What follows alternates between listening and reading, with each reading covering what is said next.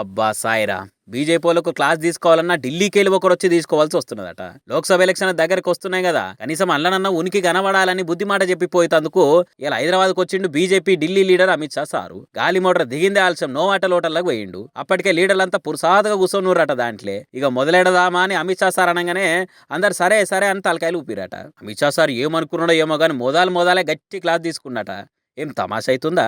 ఏదో cold war నడుస్తుందట. ఏం సంగతి? ఇసొంటి కథల వల్లనే అసెంబ్లీ ఎలక్షన్లలో మెయిన్ సీటు పోగొట్టుకున్నాము. సీనియర్లు అయి ఉండి ఏంది చిన్న పోరాలేక మీ కొట్లాట అని ఏకి పారేసిందట. మరీ ముఖ్యంగా బండి సంజయ్ ఈటర్ రాజేందర్ నడుమ సోషల్ మీడియా జరుగుతున్న కొట్లాట గురించి అడిగి తెలుసుకున్నాడట. అసలు ఏంది మీ ప్రాబ్లం అని గుస్సా అయిందట. పార్టీకి ఆపోజిట్ గా ఎవ్వరు మాట్లాడొద్దు, పార్టీ లోపల ముచ్చట్లు బయటికి లీక్ చేయొద్దు అని గట్టిగా చెప్పిండట. పాపం ఈటల మీదైతే మస్తు సీరియస్ అయినట అమిత్ షా సారు. అసెంబ్లీ ఎలక్షన్లలో అది చేస్తా ఇది చేస్తా అని చెప్పి రెండింటికి రెండు జాగాలలో ఓడిపోయినావు. ఇప్పుడేమో కరీంనగర్కి వెళ్ళి ఎంపీగా పోటీ చేస్తా అని బండికి పోటీకి వస్తున్నావట. అంత నీ ఇష్టమేనా అని గుసా చేసిందని బయట టాక్ నడుస్తుంది.